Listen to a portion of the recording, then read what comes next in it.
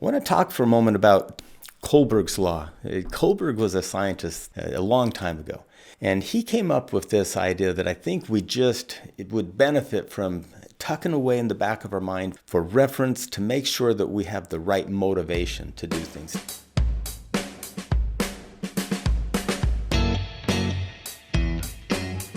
Our first motivation for most everything is our very own governing purpose. Every one of us has a governing purpose running inside of us. We do certain things automatically because we have a governing purpose that dictates that it matters that we do it. So one way to create strength and to create passion and direction in our lives is to really kind of take a moment and assess the motivation. Is it purely meeting the needs of your governing purpose because it's the correct thing to do, or is it for some other reason? Kohlberg did this research and he found that people had three basic motivations, and this simplifies it. There's probably other theorists that have came up with other ways of looking at this, but this is the one that I like. Kohlberg suggested that there's a whole group of people that will do what is right or what is correct because they're afraid of punishment. So I want you to think about you. Maybe think about you with your faith, think about you with the way you behave in the community, with law enforcement. Are you obedient to, say, the covenants of your faith because you fear punishment? You're afraid of getting maybe kicked out of the group, or you're afraid of maybe having to disclose something, and so that fear of punishment drives your behavior. Are you the person that's obedient to the speed limits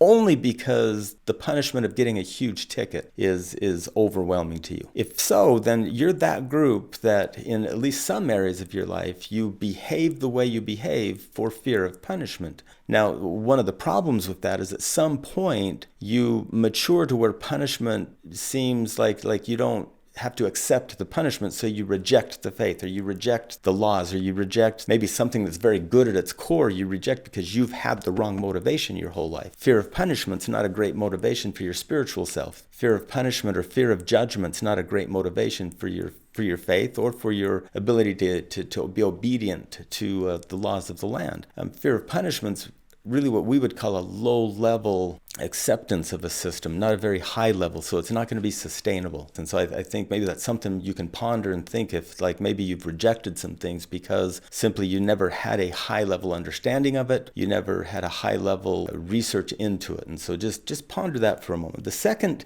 group of people that Kohlberg talks about is those that are obedient to, maybe again we'll use your faith or the laws of the land, because socially it was acceptable, it was popular. If you live in Utah and you are LDS because everyone else is, that would be because it's popular. Socially accepting rules and covenants is not a terrible thing, but it's not a very high-level thing that it can't be sustained. It's generally something that'll dwindle with whatever the society is doing at the time. And you'll notice that as the ebb and flow of things come in and out of vogue and in and out of popularity, you'll see this group of people shift with what's popular. They'll be obedient to laws if everything and everyone around them sees that those laws are really good to keep because they make you virtuous. So yeah, of course I'll keep them because I want to be seen that way. And so again, that's very external coming in. If we do things because of what's outside of us coming in to feel good, it generally doesn't sustain, and it generally isn't the very best way. Now, Kohlberg suggested there's a third group of people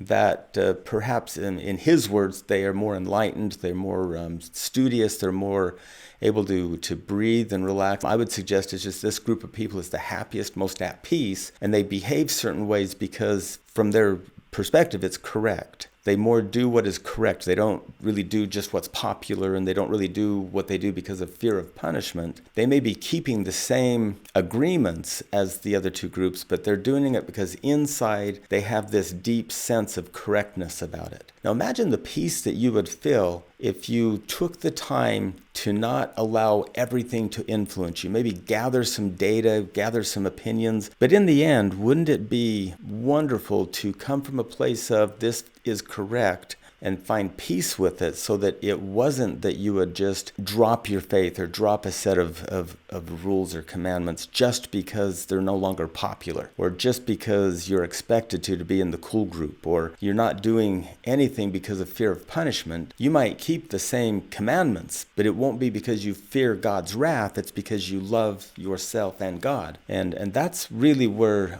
we want to find ourselves. And so I challenge you to take a moment and look inside, and are you doing some things out of fear of punishment, if you're like pretty much a normal, functioning, healthy human being, you probably have a little bit of all of these in you. You do some things because you don't want to get punished. You do other things because your buddies are doing it, your friends are doing it, it's socially acceptable, it signals virtue. And then you do other things because it's correct and it feels deep in your soul that it's the right thing. And so I want to challenge you to make sure that you're progressing in your life to where you do things, you behave certain ways, you accept certain things because of what's correct deep down inside of you. This life is wonderful. It can be difficult, filled with trial and error on our part. And what I hope to do is maybe give you some life hacks to make it just a little bit easier, just a little bit of a reminder of what you really want so that you can follow your North Star.